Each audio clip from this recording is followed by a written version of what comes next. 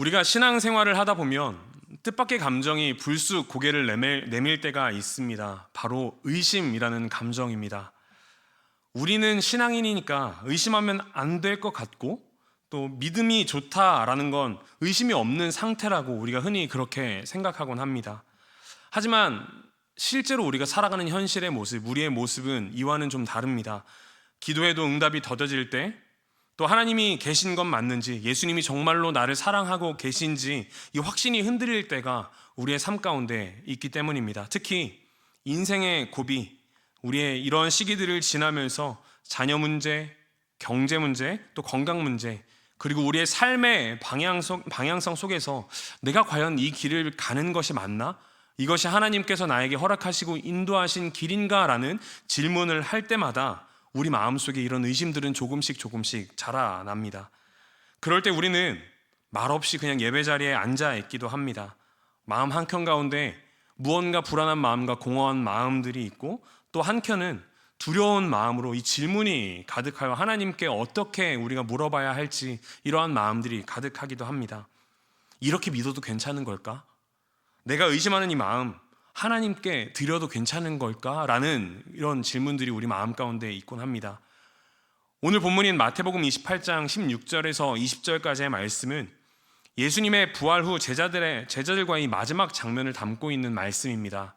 놀랍게도 이 중요한 장면에서 성경은 제자들의 상태를 이렇게 묘사하고 있습니다. 28장 17절 말씀입니다. 예수를 배웠고 경배하나 아직도 의심하는 사람들이 있더라.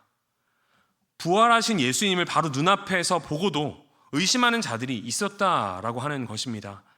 부활하신 주님을 직접 보고 음성을 듣고 기적을 목격했던 그들조차 이 믿음과 의심 사이에서 갈팡질팡하고 있는 모습이 이 제자들의 모습이었다는 것입니다. 놀라운 것은 예수님께서는 이런 제자들을 향하여 아무런 말 없이 물러서지 않으셨다라는 점입니다.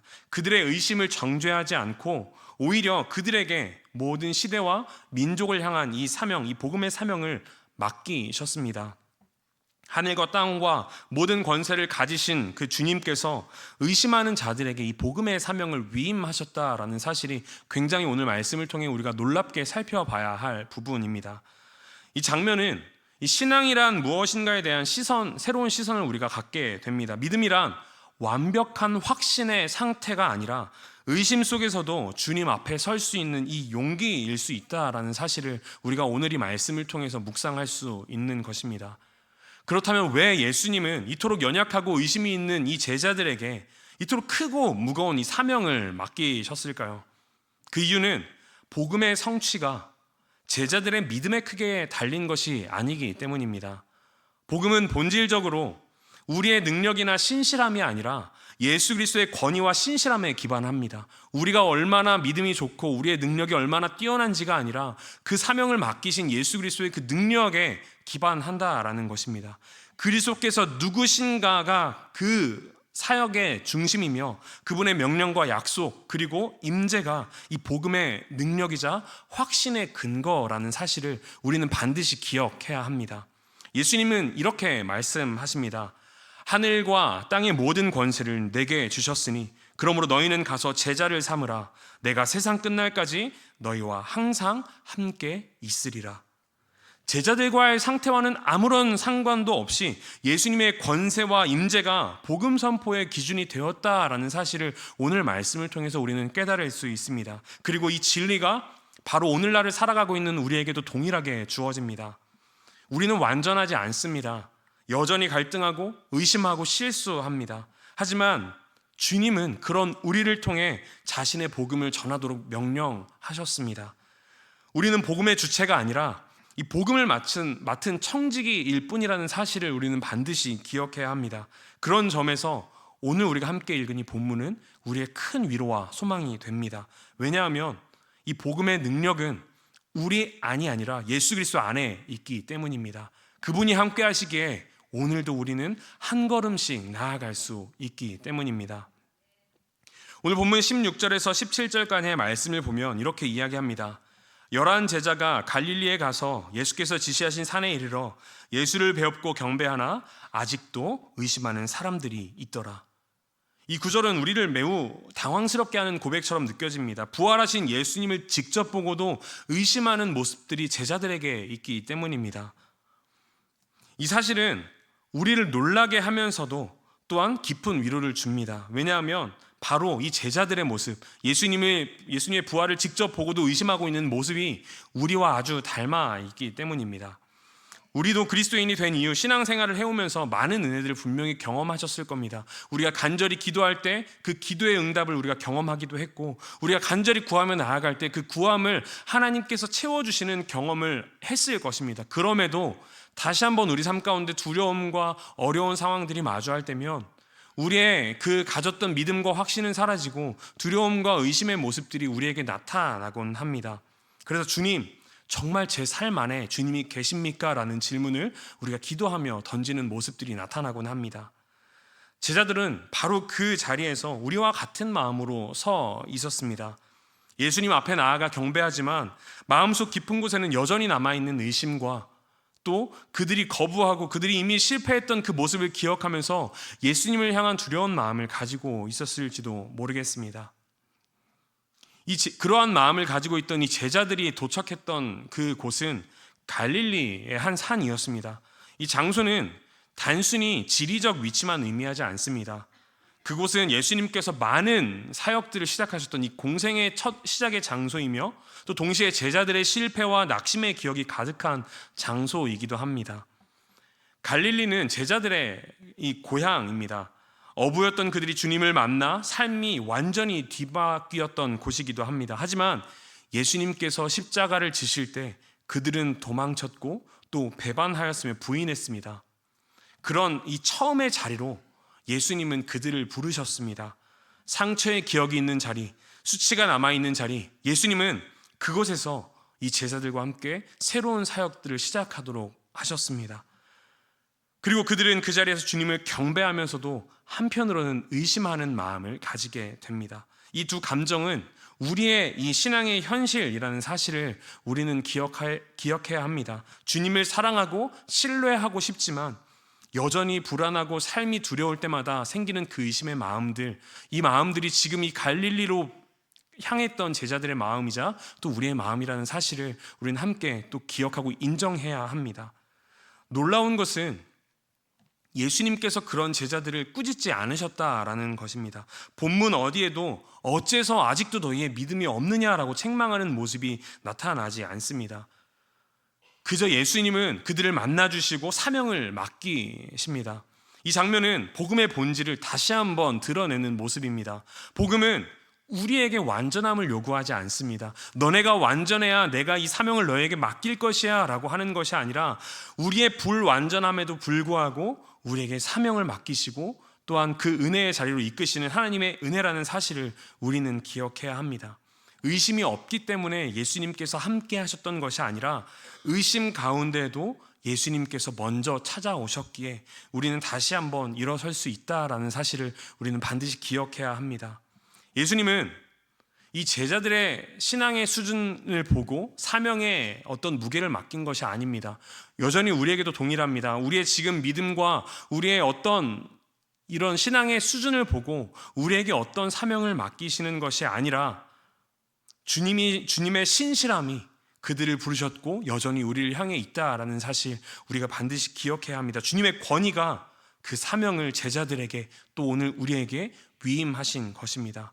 이 진리는 우리에게도 너무나도 중요한 메시지로 다가옵니다. 우리가 감당해야 될 이 복음을 전하는 이 사명의 자리는 내 믿음의 강도에 달린 것이 아니라 복음의 주체이신 예수 그리스도께 속해 있기 때문입니다.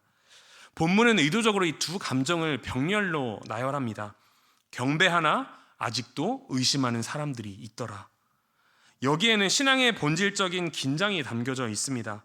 믿음은 의심의 부재가 아닙니다. 이 믿음이라는 것은 의심하는 마음이 없는 것이 아니라 오히려 믿음은 의심 속에도 하나님을 찾는 태도라는 사실을 오늘 이 말씀을 통해서 우리는 알 수 있습니다. 그것이 진짜 믿음입니다. 믿음이란 의심이 없는 상태가 아니라 의심에도 불구하고 그럼에도 하나님을 찾아가 하나님을 예배하고 하나님을 경배하는 것이라는 사실, 그렇기에 우리 마음 가운데 어떠한 두려움과 의심이 있을 때에 내가 이 마음이 있기 때문에 다시 한번 믿음이 생길 때, 확신이 생길 때 주님께 나아갑니다라는 것이 아니라 그럼에도 불구하고 하나님께 나아갑니다라는 이 마음의 태도를 우리가 가지시기를 소망합니다.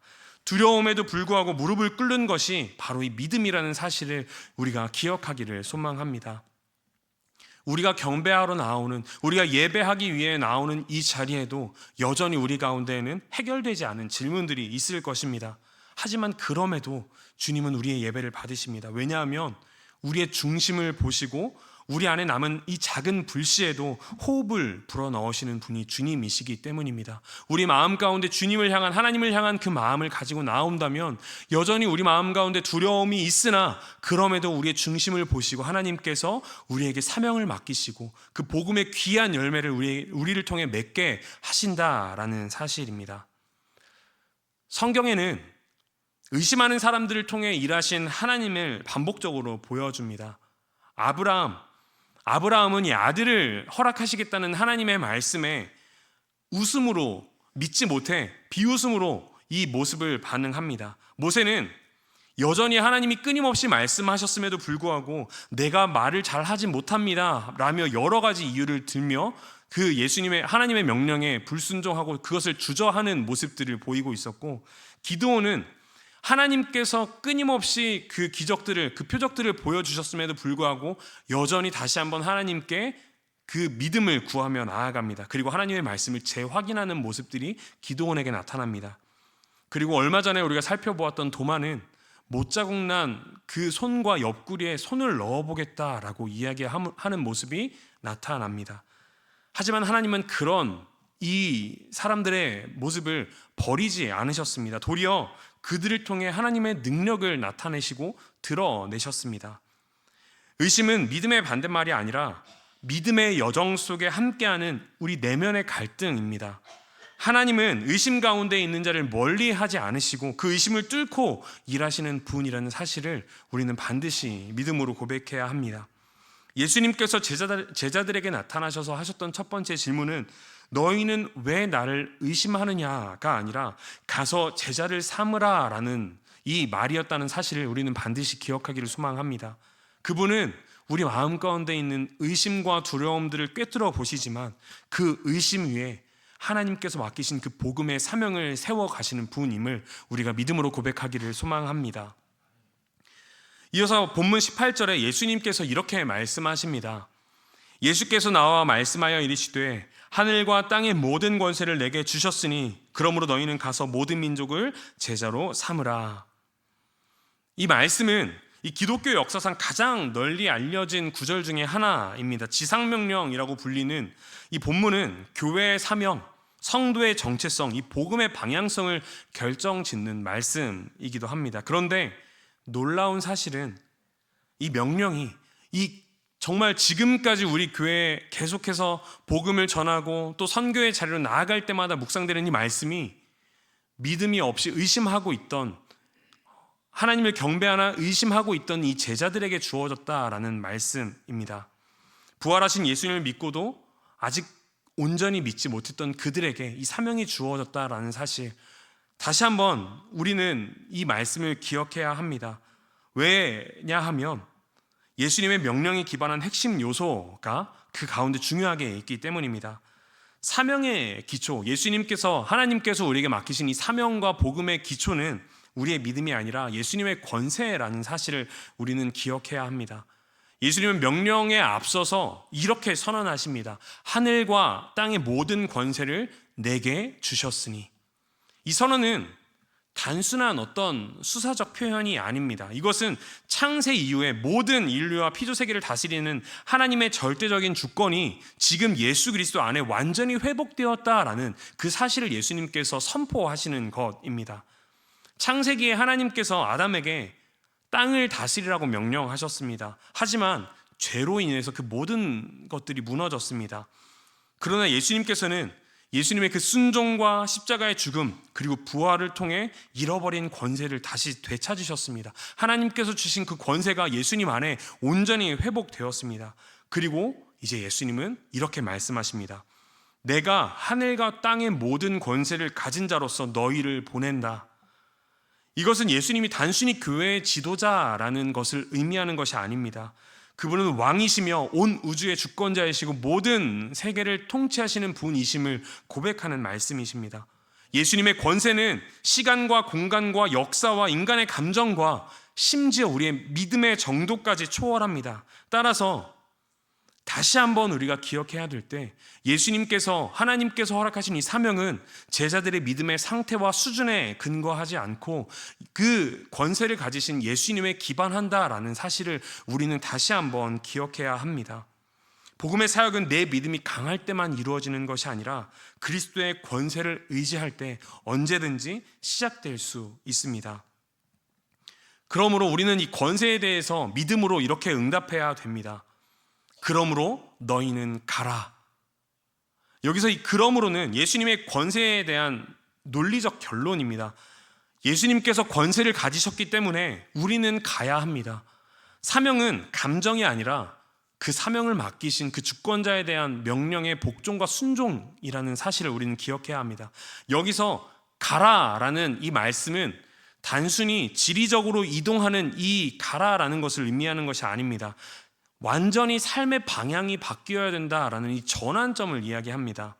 우리의 신앙의 활동 범위를 확장하는 선택입니다. 모든 영역에서 하나님의 말씀대로 내가 살아가기를 소망합니다. 이 말씀에 대한 순종이 바로 이 가라 안에 담겨져 있다라는 것입니다. 그리고 하나님의 나라의 백성으로 살아가겠다라고 하는 결단이 담겨져 있는 말씀이 예수님께서 가라라고 말씀하신 것에 대한 순종이라는 사실을 우리는 기억해야 됩니다.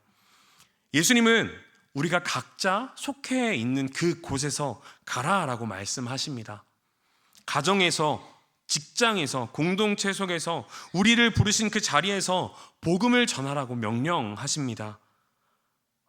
반드시 기억해야 될 것은 이 명령은 선택이 아니라는 것입니다. 이것은 예수 그리스도를 주로 고백하는 자라면 모두에게 해당하는 책임입니다. 의심이 있다고, 준비가 안 되어졌다고 느껴진다고 예외가 될 수 없습니다. 왜냐하면 사명의 성공은 우리의 준비의 어떤 상태가 아니라 예수 그리스도의 능력에 달려져 있기 때문입니다. 그러니 지금 우리의 믿음의 수준이 어떠하든 예수님의 하나님의 그 부르심, 그 소명에 아멘으로 우리가 여전히 부족하나 주님 내가 가겠습니다. 나를 보내주옵소서라는 믿음의 담대함으로 선포하며 순종하며 나아가는 우리 사랑하는 성도님들 되시기를 간절히 소망합니다. 그렇다면 왜 예수님은 여전히 흔들리고 있는 이 제자들을 선택하셨을까요? 그 이유는 너무나도 간단합니다. 예수님은 완전한 자를 찾으시는 것이 아니라 은혜의 통로로 사용할 자를 택하여 부르시는 분이시기 때문입니다. 예수님은 제자들의 실패를 아셨습니다. 이미 베드로의 부인도 아셨고 도마의 의심도 아셨고 대부분의 제자들이 도망가셨던 그 밤에 그때도 알고 계셨습니다. 그 모든 약함을 이미 예수님은 알고 계셨습니다. 그러나 그들을 버리지 않으셨습니다. 오히려 오늘 본문에서 그들에게 가장 중요한 이 말씀을 다시 한번 명령하십니다. 그 사명을 맡기셨습니다. 이는 복음의 본질이 은혜이다라는 사실을 우리에게 드러냅니다.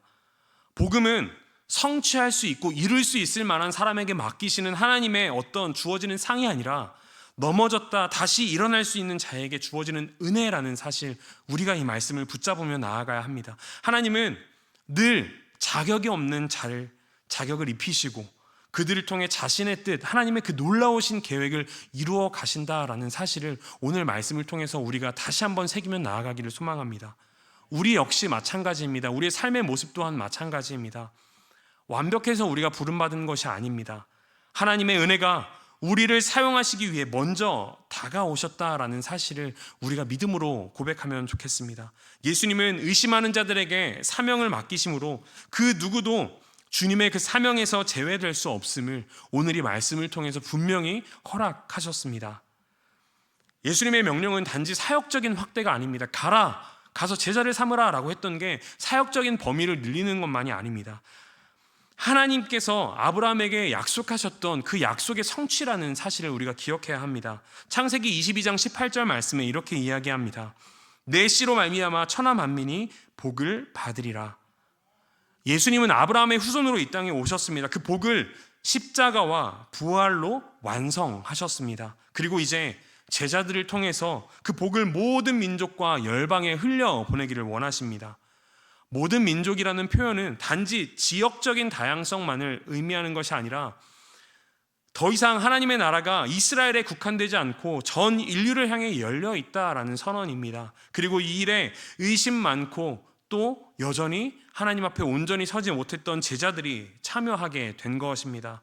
그들이 참여했기에 우리도 지금 그 복을 누리고 있다라는 사실을 우리가 먼저 생각하며 나아가기를 소망합니다. 그렇기에 이제는 우리가 그 사명의 연결고리가 되어야 합니다.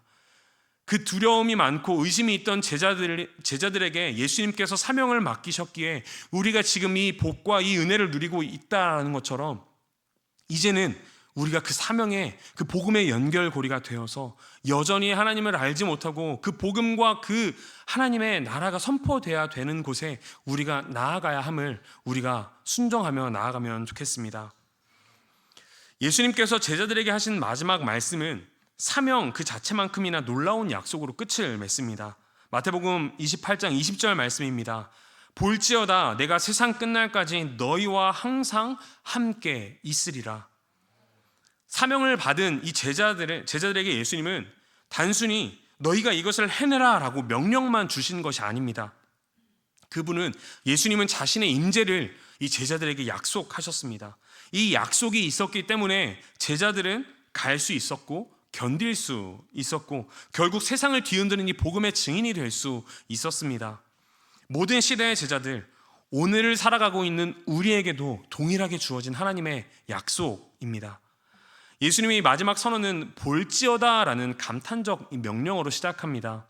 이 단어는 헬라어로 주의 깊게 보라, 깊이 새겨라 라는 뜻을 가진 헬라어입니다. 이 표현은 단순한 수사의 장식이 아니라 주변의 이 환경, 이 주위를 환기하는 경고와 같은 선언입니다. 예수님은 너희가 이 사실을 절대로 놓치면 안 된다라고 다시 한번 자신의 뜻으로 임재를 말씀하셨다라는 사실을 이 본문 말씀 20절에 이야기하고 있는 것입니다. 예수님께서 우리에게 사명을 맡겼지만 우리가 기억해야 되는 것이 있습니다. 이 사명은 여전히 무겁다라는 사실입니다. 우리의 능력과 우리의 힘으로 우리가 이 사명을 감당할 수 없다라는 사실을 우리는 날마다 생각하고 기억하고 나아가야 합니다.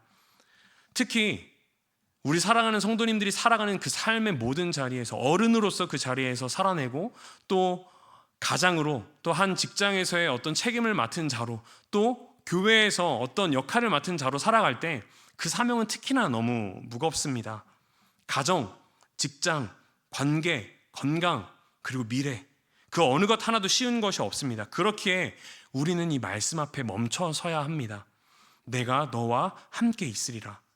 이 말씀이 우리의 내면 깊숙한 곳까지 들어오지 않으면 우리는 하나님께서 우리에게 맡기신 그 사명을 감당할 수 없습니다.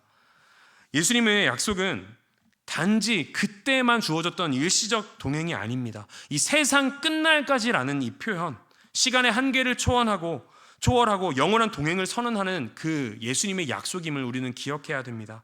이 약속은 마태복음 1장에 하나님께서 주셨던 그 약속과 연결이 됩니다. 예수님이 태어나실 때 천사가 요셉에게 이렇게 말했습니다. 마태복음 1장 23절 말씀에 그의 이름은 임마누엘이라 하리라 하고 그 이름 뜻이 하나님이 우리와 함께 계시다라고 이 말씀을 통해 이야기하셨습니다. 마태복음은 임마누엘로 시작해서 항상 함께 하시는 예수님으로 끝이 납니다. 예수님의 삶의 전체는 하나님이 우리와 함께 하신다라는 선언이었습니다. 즉 예수님은 십자가를 지심으로 죄를 막아내셨고 부활하심으로 이 죽음을 이기셨고 이제는 성령을 통해 우리 안에 함께 하시겠다고 약속하십니다. 그렇기 때문에 우리는 언제나 그분과 함께 일하고 함께 걸어가며 함께 살아가는 존재라는 사실을 우리는 날마다 기억해야 합니다. 이 사실은 그냥 단순한 교리가 아닙니다. 우리의 삶의 깊은 고난 속에서도 붙잡아야 할 근거입니다. 마태복음의 시작과 끝이 임마누엘, 하나님이 함께 하시겠다, 내가 너와 영원히 함께 하겠다라고 하셨던 그 약속이라는 사실, 그것이 이미 성취되었고 지금 다시 그 약속이 우리에게 주어졌다라는 사실은 그 사명을 감당하고 깊은 어려움 중에 살아가고 있는 우리에게 큰 위로와 확신이 된다라는 사실입니다. 사명을 감당하는 것은 쉽지 않습니다. 이제 와서 내가 뭘 할 수 있을까? 지금까지 내가 잘 살아온 게 맞을까? 이 길이 지금 내가 걸어가고 있는 이 길이 맞나라는 이 질문들이 들을 때 그 질문들은 우리의 마음, 우리 마음 가운데 하나님이 주신 그 확신을 흔들 수도 있습니다. 그러나 예수님께서 말씀하신 것을 우리가 잊지 않기를 소망합니다. 네가 혼자가 아니라는 사실을 잊지 마. 내가 너와 함께 있을 거야. 하나님의 사명은 임마누엘의 약속 없이는 시작될 수도 없습니다. 우리가 어디로 가든지 그곳이 교회든 직장이든 병원이든 가정이든 예수님은 먼저 그곳에 가 계시다라는 사실을 우리가 믿음으로 고백하기를 소망합니다. 그리고 우리를 통해 그분의 나라를 세워 가실 것입니다. 이것이 바로 우리가 두려움 속에서도 그 하나님의 말씀에 온전히 순종할 수 있는 이유입니다. 예수님은 우리를 보내실 때 그곳에 예수님의 임재도 함께 약속하시고 보내십니다. 너희는 가서 모든 민족을 제자로 삼아라는 이 말씀, 이 명령은 결코 가벼운 요청이나 명령이 아닙니다. 사람의 마음을 움직이고 삶의 변화를 일으키는 일은 오직 하나님만 하실 수 있는 일입니다. 우리가 할 수 있는 것은 말씀을 전하고 삶으로 본을 보이고 사랑으로 섬기고 인내하며 기도하는 것뿐입니다. 진짜 변화는 그리스도의 임재 가운데서만 일어난다라는 사실을 우리는 기억해야 됩니다. 그렇기에 제자를 삼는 이 사역들은 내 능력을 의지하는 것이 아니라 임마누엘을 신뢰하는 자리로 나아가는 일이라는 사실을 우리는 기억해야 합니다. 예수님은 약속하셨습니다. 네가 의심해도 네가 실패해도 부족해도 나는 결코 너를 떠나지 않는다. 나는 너와 항상 함께 있다.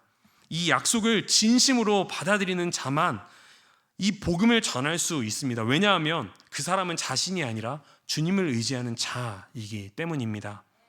우리는 여전히 의심합니다. 불확실한 미래 앞에 서면 믿음보다 두려움이 우리보다 앞설 때가 많이 있습니다. 하지만 성경은 하나님의 말씀 분명히 이야기합니다. 믿음이란 완전한 확신이 아니라 불완전한 상태에서도 주님을 붙드는 것이라는 사실입니다. 바람과 파도를 두려워했지만 주님을 향해 걸었던 이 베드로처럼 눈앞에 십자가가 두려웠지만 내 뜻대로 마시옵고 라고 기도하셨던 예수님처럼 실패한 과거가 있었지만 다시 일어나 복음을 전하는 제자들처럼 우리도 그렇게 연약함 속에서 주님을 신뢰하는 걸음을 한 걸음 한 걸음 내딛어야 합니다. 그리고 그 걸음을 내딛는 바로 그 순간 우리는 임마누엘의 약속이 실제로 살아서 우리 삶 가운데 역사하고 계시다라는 사실을 우리는 경험하게 될 줄 믿습니다. 이제까지 본문을 따라 우리는 부활하신 이 예수님이 의심하는 제자들에게 이 복음을 위임하셨고 그 위임은 그분의 절대적인 권세와 임재를 근거한다라는 사실을 우리는 살펴보았습니다. 이제 한 가지 중요한 질문을 우리 삶 가운데 던져야 합니다. 그렇다면 이 모든 사명의 완성은 누구에게 달려있는 것인가? 라는 질문입니다. 제자들의 순종, 과연 이 교회의 헌신과 우리의 열정과 충성에 이것이 달려있는지, 아니면 예수님께서 함께 하신다라는 그 예수님의 권세에 달려있는지 우리는 분명히 그 질문을 던지고 그 사명의 자리로 나아가야 합니다. 물론 우리의 순종과 우리의 충성과 헌신은 너무나도 중요한 요소입니다. 하지만 성경은 명확하게 말합니다. 복음의 성취는 전적으로 예수 그리스도의 신실함과 주권에 달려 있다라는 사실입니다. 아무리 우리가 뛰어나다고 할지라도 우리 가운데 예수 그리스도의 그 능력과 주권이 있지 않으면 우리는 하나님께서 맡기신 그 사명을 감당할 수 없습니다. 다시 말하면 우리가 너무나도 부족하고 연약할지라도 예수 그리스도의 그 주권이 우리 삶 가운데 있으면 그 사명은 우리를 통해 이루어진다라는 사실입니다. 그 모든 주체는 언제나 하나님이시라는 사실을 우리는 기억해야 합니다. 예수님의 명령을 받은 제자들은 사도행전에서 복음의 여정을 시작합니다. 그 여정은 인간의 전략과 계획으로 움직인 것이 아니었습니다. 오히려 이러한 장면들이 반복됩니다. 성령의 이끄심을 따라 사도들이 길을 정하고 환상을 통해 마게도냐의 사람을 만나게 되고 핍박 중에서도 교회가 더욱더 흥왕하게 되고 사울이 다메섹에서 회심하고 전혀 예측하지 못했던 자가 주님의 사자가 되어갔던 그런 모습, 이 모든 흐름을 통해서 분명히 우리가 알 수 있는 것이 있습니다. 복음을 이끄시는 분은 바로 성령 하나님이시며 그리스도의 통치 아래 모든 일이 계획되어 있다라는 사실입니다. 사람은 계획을 세우고 실패하기도 하고 또 두려워해서 물러나기도 합니다. 그러나 하나님은 하나님의 나라를 결코 멈추지 않으십니다. 우리의 연약함 때문에 하나님의 나라가 결코 멈추지 않는다라는 사실입니다. 왜냐하면 이것은 사람의 일이 아니라 하나님의 일이기 때문입니다. 많은 경우 우리는 이 복음의 이 사역의 성공과 실패를 사람의 노력이나 결과로 평가하곤 합니다. 얼마나 많은 사람들이 전도되었는지, 얼마나 교회가 크게 되었는지, 얼마나 맡겨진 사역들이 잘 완성이 되었는지, 이것으로 그 복음 사역의 성공과 실패를 이야기하곤 합니다. 물론 이것들도 중요한 내용이기도 합니다. 하지만 복음의 진짜 영광은 하나님이 어떻게 연약한 자들을 통해 일하셨는지를 바라볼 때 우리는 그 복음의 영광을 바라볼 수 있습니다. 아무것도 아닌 자를 들어서 사용하시는 하나님의 지혜, 눈물로 심은 자를 통해 기쁨의 단을 맺게 하신 그 하나님의 섭리, 또 실패한 사람을 회복시켜서 다시 사명자로 세워주시고 그 길을 걷게 하신 하나님의 은혜, 이 모든 과정이 결국 복음의 진짜 주인이 누구인지를 나타낸다라는 사실입니다. 복음은 사람의 성공 스토리가 아닙니다. 하나님의 은혜, 하나님께서 어떻게 역사하시고 이끌어 가시는지입니다. 그렇기에 사람의 눈으로 볼 때 이것이 성공이든 실패이든 이것은 중요하지 않습니다. 그 가운데 하나님의 은혜, 하나님의 일하심, 하나님의 역사가 있었다면 그것은 모두 다 복음의 그 은혜의 자리라는 사실을 우리는 반드시 기억해야 됩니다. 우리의 삶을 살다 보면 우리가 해온 수많은 선택과 걸어온 길들을 돌아보게 됩니다. 내가 정말 하나님의 뜻대로 살았나? 내가 이뤄낸 것들은 하나님 앞에서 어떤 의미가 있었지? 라는 질문들을 던지곤 합니다. 그런 질문 앞에서 때로는 우리는 실망할 때도 있고 후회할 수도 있습니다. 하지만 오늘 본문은 분명히 이렇게 이야기합니다. 복음의 성취는 우리에게 달려있지 않다라는 것입니다. 우리는 충실했을 뿐이고 주님은 그 충성을 사용하셨을 뿐이다. 내가 부족해도 주님은 당신의 일을 이루셨다라는 이 믿음의 고백이 우리 가운데 있기를 소망합니다. 이러한 진리가, 이러한 사실을 우리가 마음속에 고백하며 살아갈 때 늘 실패하고 늘 넘어져도 우리 삶 가운데는 감사가 채워집니다. 그리고 아직 남은 그 삶을 더 가볍고 더 자유롭게 걸어갈 수 있게 해줍니다. 왜냐하면 복음은 우리의 실패 때문에 무너지지 않고 우리의 연약함에도 불구하고 하나님의 일하심으로 이루어지고 완성되기 때문입니다. 우리가 복음전도, 제자 삼는 일, 말씀을 가르치는 이 사명을 감당할 때 결과를 눈으로 보는 그 결과를 보기가 어렵다고 할지라도 포기하거나 낙심하지 않으시기를 소망합니다. 사명은 하나님께서 우리에게 맡겨주신 것이지만 그 열매는 주님의 것이라는 사실을 우리는 반드시 기억하기를 소망합니다. 사도 바울은 이렇게 고백했습니다. 나는 심었고 아볼로는 물을 주었으되 오직 하나님께서 자라나게 하셨나니. 심는 자도 물 주는 자도 자신의 역할을 다하지만 성장은 하나님의 주권에 속해 있다라는 사실을 우리는 인정하고 믿음으로 고백해야 합니다. 우리의 사명은 그저 성실하게 순종하고 충성스럽게 그 맡겨진 사명의 자리로 나아가는 것뿐입니다. 그리고 그 위에 하나님은 반드시 열매 맺게 하신다라는 사실을 우리가 믿음으로 고백하기를 소망합니다. 그 열매가 크든 작든 빠르든 늦든 그 모든 결과는 하나님의 뜻 안에서 완벽하게 이루어지고 있다라는 사실을 우리가 믿음으로 고백하며 나아가기를 소망합니다. 말씀을 마무리하겠습니다. 지금까지 살펴본 마태복음 28장 16절로부터 20절까지의 말씀은 신앙의 본질이 무엇인지 아주 깊이 있게 보여줍니다. 신앙은 완벽함이 아니라 의심 속에서도 주님을 바라보는 태도, 주님 앞에 서는 태도라는 것입니다. 복음의 사명은 능력 있는 자나 자신감이 넘치는 자가 아니라 그리스도의 권세를 신뢰하는 자에게 주어졌다라는 사실을 오늘 말씀이 보여줍니다. 제자들은 부활하신 그 주님 앞에 여전히 의심했지만 예수님은 그들에게 복음을 맡기셨고 세상 끝날까지 함께 하시겠다고 약속하셨습니다. 그 이유는 간단합니다. 복음의 능력은 제자들 안에 있는 것이 아니라 예수 그리스도 하나님 안에 있었기 때문입니다. 그리고 그 원리는 지금도 오늘 그 삶을 살아내는 우리에게도 동일하게 적용됩니다. 우리의 삶을 살아오면서 때로는 많은 눈에 보이는 결과들을 이루기도 했고 때로는 큰 실패를 경험했을 수도 있습니다.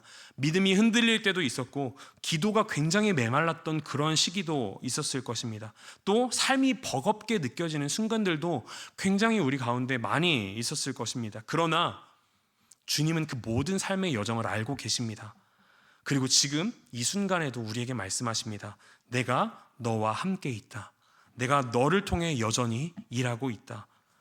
우리의 삶 전체가 복음의 도구라는 사실을 우리가 믿음으로 고백하며 나아가기를 소망합니다.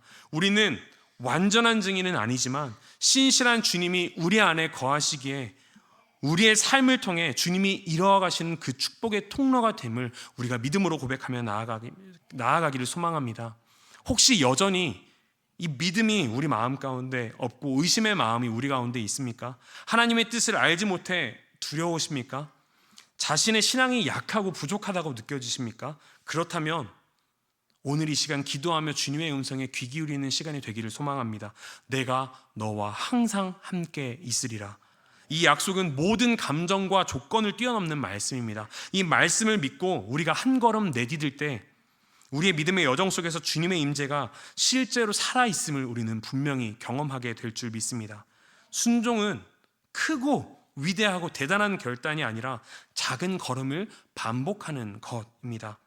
오늘 주님을 신뢰하며 말 한마디를 선택하고 기도 한 줄을 하나님께 고백하고 사랑 한 번을 더 실천하는 것, 이것이 복음의 삶이라는 것입니다. 그 길은 결코 혼자의 길이 아닙니다. 결국 오늘 이 말씀이 말하고자 하는 가장 중요한 메시지는 이것입니다. 복음의 중심은 우리가 아니라 우리와 함께 하시는 예수 그리스도이시다라는 사실입니다.